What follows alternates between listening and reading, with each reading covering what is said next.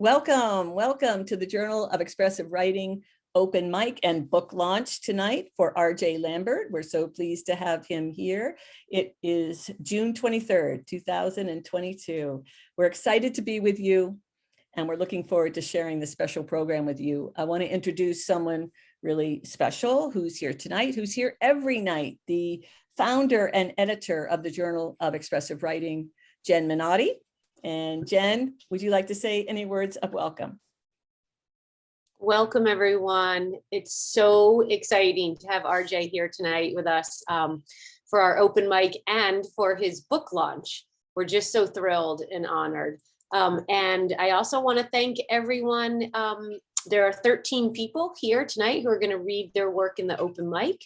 And I want to thank Kelly Dumar, our fabulous host for tonight, and to all the audience members who are joining us. It's just a thrill to be with people who I see month after month, and to see new faces too. So let's get started.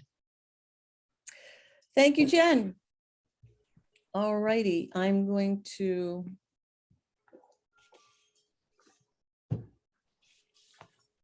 say just a couple of introductory remarks before I introduce RJ. So this is a book launch, which means that RJ's beautiful collection of poetry, Mind Lit in Neon, has just been published by Finishing Line Press. RJ tells us it's taken him 20 years to get this first book of poetry written. So he jokes somewhere in the reading that that's like a dollar a year will cost you to buy this beautiful book. We will be putting the link in the chat room for you to buy RJ's book. If you don't have it already, buy another copy to give to someone. And RJ has generously offered tonight to have a book giveaway. So Jen is going to select somehow from our group tonight a name of someone who will be the lucky winner of a copy of Mind Lit and Neon. And RJ will be getting that out in the mail to you. So please stay here, because if you're not here and your name is selected, the book is going to go to someone else who is here tonight. So as I said, I'm Kelly Dumar. I'm just really grateful to have the opportunity to host this monthly open mic and get to invite people like RJ to read poetry, prose, memoir. We've had fiction, we've had quite a selection. And I like to start myself the evening that we have together by reading a poem. And usually I read a poem to open us up by someone else. But tonight I wanted to read one of RJ's poems that is award-winning, actually. It was selected for the Oregon Poet Choice Award by Jessica Mehta. And it's not in the collection, but I'm personally quite taken by it because one of the lines that RJ puts in this poem has to do with, at times we could all use a little looking after. Whatever that means to you, I have to say it really speaks to me about the way our writing, our expressive writing, and our finely crafted poetry and other kinds of writing take care of ourselves, but also take care of each other. So this is Morning People by RJ Lambert. My mother wants the sun to cool. Can it crack? Can it buckle in the fissures of its former heat? When my brother and I were young, she woke us early and drove the interstate south through desert for box turtles, whole in their shells, finding only one. There'd been many cars, so many boxes between apartments, off to college, into marriage, from divorce. Like turtle searches, their skill in finding oneself at school, their skill in getting hitched, their skill also in the keeping. Pet books call this husbandry, a bit paternalistic, but at times we could all use a little looking after, a little after looking, the sun like a curved palm cupped our other cheeks, returning home, an indrawn pet brought back to wash and feed. Same time of day now. Mom skips coffee, checks in at dawn. Surgeons do some work in her and alter little else. The light outweighs her lids along the drive. Her voice still strains. She has known 2 sons, but still pictures the roadside sand, a wide blue horizon where mountains blend into a child's face. So long, it seems, the morning drive, so soft under the shell.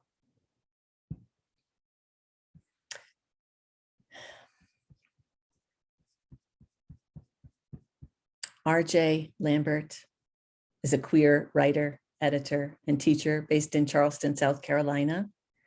Surviving the 1999 Columbine High School shootings fostered his interest in the healing power of writing in response to individual and communal traumas, which he has explored through scholarly research, presentations, and poetry.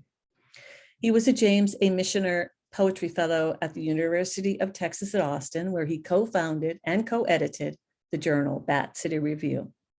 His poems have since appeared widely in journals and anthologies. He recently won the 2021 Patricia Cleary Miller Award for Poetry from New Letters and was nominated for a 2021 Pushcart Prize by the Worcester Review. This is his debut poetry collection. RJ teaches science writing and health communication at the Medical University of South Carolina. Welcome, RJ. It's a pleasure to have you here tonight for your book launch. Thank you so much. That was a great introduction. It's been a real pleasure getting to know Kelly online. I think she was one of the first people I started following on Twitter when I got back to Twitter a few months ago when my book was going to come out. And I don't know how I found Kelly. I think somehow together I found the Journal of Expressive Writing and the open mic and Kelly, and I followed, and I've been coming to these every month or every other month since then. So it's been a lot of fun, and I'm really pleased to be here tonight. So thanks to all of you for that. I guess I'll jump right into the book because I've got a few poems to read. So with the Journal of Expressive Writing, I figured I would read some of the more expressive narrative poems from my collection. As Kelly mentioned, this book took me about 20 years to write, which does not mean that I was writing constantly for 20 years. It just means that I started writing the book, the poems that would come in the book 20 years ago when I was in college, and then I've kind of written on and off over the years. So the book is broken up into 4 sections, and there's one poem at the very beginning, kind of a frontispiece. And I'm going to read that. I'm going to start where the book starts at the very beginning. It's kind of interesting, I think, this poem that I started with, because it's actually one of the last poems that I wrote for the book. It was in the last 4 or 5 poems that I wrote. I wrote a series of new poems as I was kind of wrapping up the manuscript, trying to make it stronger and get it published. And I think it's kind of funny because the first 4 words are "Here I go again," which I think is kind of a hilarious way to start your first book. Here I go again. So this is called Feedback Loop, and the title comes in part from a lot of loops and rings that come through all of the different stanzas. Feedback loop. Here I go again. Can't help myself from noticing a comma isn't there. I read a missing pause as lack of listening. Listen, some men are serial offenders. Didn't he hear me say, don't throw your phone at me? Don't break another glass? There is both a grammar and a proper name for objects. Sometimes a glass is not a goblet. But what's a goon to a goblin? When Wheezy was Dwayne, he may have heard a mother say, out there, you're some big man. But to me, oh gee, you will always be a little boy. What you picture when you hear kid gloves is generational. Imagine fingers tucked in satin, each ear pierced by metal, rung with pearls. How Breakfast at Tiffany's was an action before a book, adapted to a movie, hooked inside a song. How a blue box is one person's everything, but for most of us, nothing at all. The opposite of affinity is avidity. There is both a color and an odor for things. As a boy, I learned blood has a smell. Cooking out, Dad clipped his middle finger off. The finger fell mute from its hand. F you, it no longer said to life. Take my wife and leave me the guitar. Imagine a finger having its own story. Imagine having been allowed, briefly, inside another person. Imagine having borne the ring. In a car named after Saturn, my mom mentioned lightly how marriage crumbles under the gravity of a ketchup bottle. Ketchup, catsup, here I go again, condemned to quibble over condiments. Imagine the tomatoes ringing the linoleum.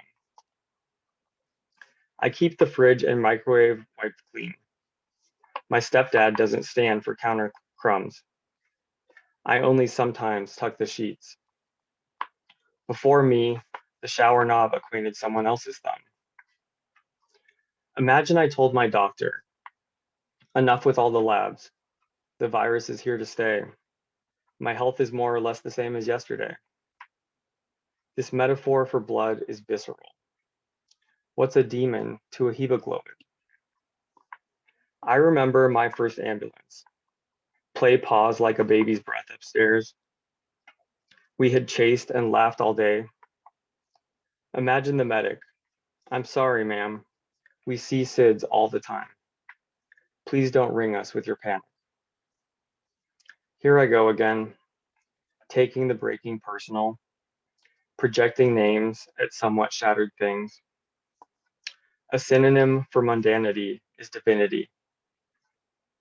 Imagine me begging you to listen, instructed to unornament my urgency. Tell me again, how must my griefs be boxed? I'm on my phone, so I can't see any of you if you're smiling or anything, but thank you. Thank you for listening. Yes, we're smiling. I figured I didn't want to say thank you for the applause or something and I can't see you, but that's why I'm not reacting to your reactions. So that just so poem you is know, RJ, there's comments in the chat. Okay, so that will Okay. be another way you sort of have a delayed response. So later you can look at the chat and then That there's sounds good. the applause. Yeah, I'll go back and read them for sure. So thank you. I appreciate you all being here. So that first poem is also interesting because it's kind of like a greatest hits of all the things that I remember from childhood. And I think that's interesting because I actually don't remember a lot from childhood. And this next poem is kind of about all of the things that I've forgotten from childhood and how it all kind of runs together and I don't remember a lot of it. This is at the end of the first section of poems. It's called Indelible in the Hippocampus, which some of you may remember that wording. It was a quote from Dr. Christine Blasey Ford in her Senate Judiciary Committee hearings for Brett Kavanaugh. And she was talking about how she had gone through a traumatic experience and it was like burned onto her brain. It was indelible in her hippocampus. So this is called Indelible in the Hippocampus. No, I don't much remember growing up. If I remember rain, the rain was always pouring. And days, the sun did or didn't shine. An atrophy from infancy. Days go like a river flows, quickly and altogether in a blur. The rain starts ranting. Over and over, I tell myself the story of my life. Deep down, I think, want more than being found at the wrong time of night in the wrong part of town. As you can tell, that poem kind of ends on an ominous note to end the first section. The whole first section is kind of ominous. one of the things about writing a book that you write poems over 20 years is that you get to reflect on periods in your life. And my whole, I think everybody goes through this, but in my 20s and 30s, there were relationships that were maybe unhealthy relationships, and I had a lot of unhealthy coping habits. And so looking back on that, this first section is kind of a lot of the sort of struggles with my kind of adapting to life that I had in that time period. I'm going to read a couple more poems from that first section. This is actually the first poem in the book other than the frontispiece poem that I read before. So this is the first poem of the first section. And I think it's a good window into my writing process, because this entire poem came from a single word that I overheard, and that word is chassis. And when I heard that word, it kind of piqued some interest in me, in part because I don't know anything about machines. I don't know anything about cars or trains. I've never owned a car. But I heard the word and it just evoked a lot of imagery for me, sort of industrial imagery, maybe being in the city, car parts and things like that. So the poem is called Future Tense, and it kind of takes the shape of a long column, a tall column, kind of like traffic going down a street, which is also the image that the poem ends on. Future Tense. I see it coming, blue, like a train. The chassis slips over in shadow and burns a while under the sun. The engine hums, chews syllables, swallowing whole letters wholly. Such things change lives, leave halves behind as questions without asking. Do I have nothing left but why? Why pauses? Why scorches letters? A slow coal burn narrows in the throat, like traffic down a one-way street. And I'm just going to read one more from this opening section. That poem kind of ends with this idea of like the words getting stuck in your throat and not, kind of feeling anxious, not knowing what to say, not being able to speak, and using that metaphor of traffic down the street. This next poem is called Fight, Flight, Freeze, which is titled after that sort of evolutionary response we and all animals have to danger, where we either fight the danger, we fight our predator and try to survive, or we flight, we run away and try to survive, or we just freeze and we hope that the danger passes over. And in this particular case, the danger is all in my head. So it kind of deals with, sometimes when I'm alone, or, I think a lot of people can relate to this, when you're alone, the thoughts that you have in your head are actually just as dangerous as maybe being exposed to a real danger. So this is kind of reflecting on that experience of being alone with your thoughts when your thoughts aren't a good thing to be alone with. Fight, flight, freeze. My verbs start wanting more stresses, some nouns to be held, some little preposition. In short, my sounds are out of practice. My words are not infinite. My word is what's lacking. The answer is fractured from asking. A but holds back the ifs and ands and utters nothing. Sometimes the silence sounds like sirens. Sometimes the quiet conjugates me like a verb. So that's the last poem I'm going to read from the first section. And Kelly had this great idea of having somebody else read one of my poems. And while most of the people that I know in the world, all over the country, family and friends and coworkers and former coworkers are here tonight, there were a lot of people to choose from, but I was emailing with a student where I teach, and I wouldn't call her my student, and she's certainly not my writing student. She's a very fully developed and talented writer on her own right. She wrote a great poetry collection that she's trying to get published. And I've had the chance to look at that and try to support her in that. And we were emailing about my book this week, and I asked her if she'd like to choose a poem to read. So I'm going to hand it off to Eunice now, if she'd like to read that poem. Hi, everyone. Thanks for the intro, RJ. As he said, I've shared a lot of my poetry with him over this past year, and I was honored when he asked me to choose one of his poems to read. So the poem I chose is called Habits of Creature, and I chose it because I think it exemplifies a lot of what makes his poetry so compelling. There's the musicality, the attention to sound and rhythm. It comes in 2-line stanzas, and it made me think of like the treble and the bass staff of a music score, and the language kind of naturally arranges itself into what seems like measures, which I thought was interesting. And also, another aspect of his poetry is kind of like zooming in and out. In this poem, he starts out with the universal, kind of talking about nature, and then later on in the poem, it transitions to the particular, comes with a kind of gut punch where the speaker of the poem is introduced. So those were some reasons why I chose it, and I will go ahead and read it. Habits of creature. My inner, my outer, my over and under, my thinner and fatter, my lightning, my thunder, my days and my nights and my mids and my noons, my suns, my stars, my phases of moons, my waters, my rivers and oceans and seas, my valley of deserts, my mountain of trees, my mother, my father, my sister, my killer, a thunder rolls over, a river of shivers. Abated at bottom, so long from the top, some fruit on the floor, a bucket, a mop. The fog on the windows and prints on the dresser, the best, now the worst, the greater, the lesser. The TV and phone and the speakers connected, the cats and the plants and the dishes neglected.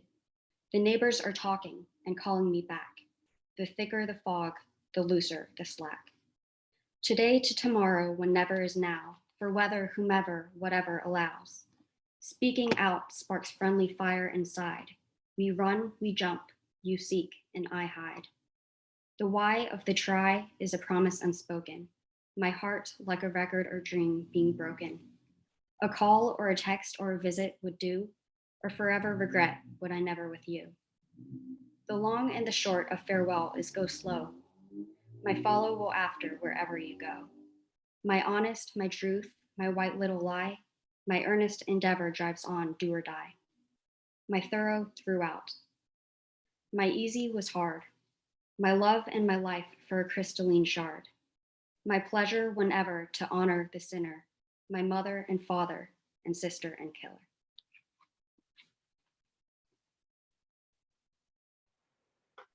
Thank you so much, Eunice. That was amazing. I think you're less nervous than I am at this book launch, so that's great. I just want to stop and say this is such a dream come true for me, having a book, which I never thought would happen, and then being here with all of you and hearing my words spoken by other people. It's just really special. So thank you for being here.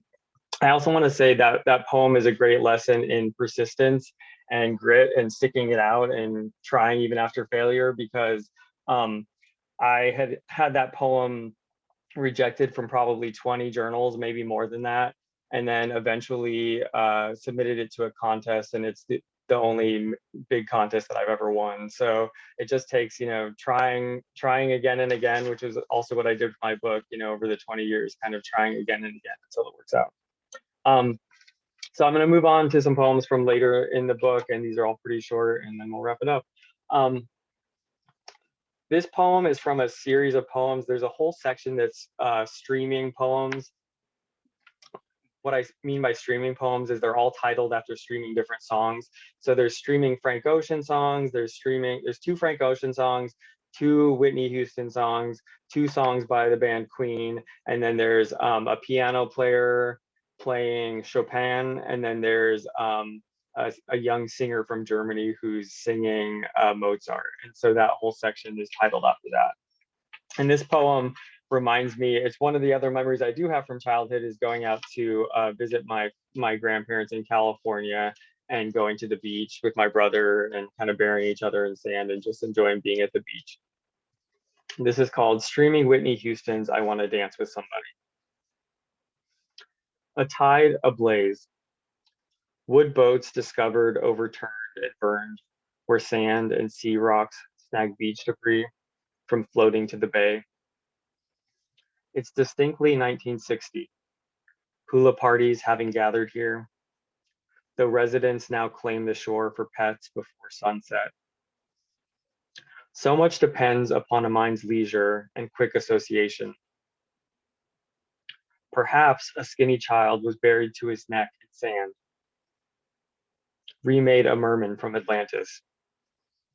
Maybe waves softened his scales to knees and washed his thin arms free. Remember me?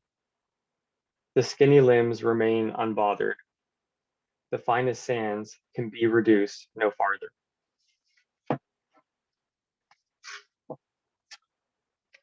And I'm going to jump to the last section now. I think in the interest of time, I'm going to skip one and just go to the last two poems in the book. Just like the first poem that I started with tonight, that starts the book, that was kind of written later on and close to going to press, or submitting it to get published.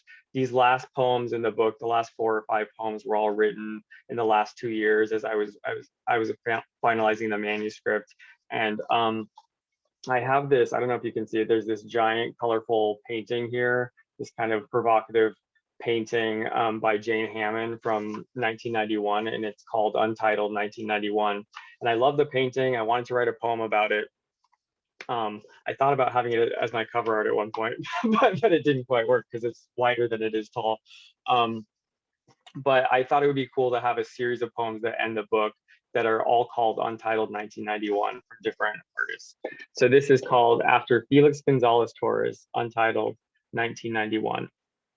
I should also say real quick, I wrote this during early COVID, before the vaccines, where I was sitting in my apartment, in this apartment complex, looking out my window at the trees. So it starts with that image of being between the glass and the trees, and then kind of uses that image for different parts of my life. After Felix Gonzalez Torres, Untitled 1991. Some mornings I see a tree limb flexing outside the thin glass and can all but hear its branches juggle the leaves. How some wind loves to tickle, countless seeds giggling in accomplishment. Some mornings in the thin glass, a bright saltwater fish sees me wait outside the blood draw, filling my chair with wiggles.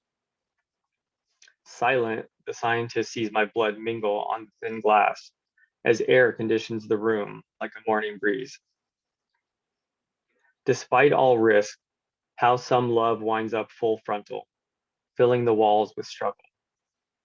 Somehow, love wins and leaves its countless empty beds like trophies around town. And then going on to the last poem here, thank you all again for coming and listening to me and supporting my book. This is after another AIDS era artist. So the 1991 works of art that I'm talking about here are kind of from the AIDS era of artists in New York. And this artist had taken a self-portrait where he had buried himself in dirt, and just like kind of partial parts of his face were showing, and he was partially covered by the dirt. And it was meant to be kind of a commentary on all the young men who were dying of AIDS at the time. So I start with that imagery, but in a much lighter venue. And then the other thing to know about this poem is that it has kind of 4 parts. So it goes through the 4 seasons. It goes through summer, fall, winter, and then it ends on spring. After David Wojnarowicz, Untitled, Face and Dirt, 1991. The sand frets underfoot. Feet overreach the beach. The planks split in the pier. Some grains grind in the teeth. The gritty clenched smile of the giddy firstborn child. A slim beginner swimmer's summer to wild. The softwood is known for needles, the hardwood for leaves. The lips learn to shape a dozen ways to say please. I fit any body part and depart with personal style. Fall really got me gone all along meanwhile. The bike spoke on glazed flakes, a rod and the split wrist, a Jesus who saves, Fat Boy Slim at a rave. I don't make the list. Art hangs like tombstones in each pupil on the Miracle Mile. Picture perfect, movie trailer, winter weather all the while. Where, one asks, lives the whisper, in the throat or the ear? Where, one answers, lives forever, in a moment, over years. The doctor, the healer, the art dealer, this inner child. Look around, Spring is sprung. Lie back down. Stay a while. That's it. Thank you.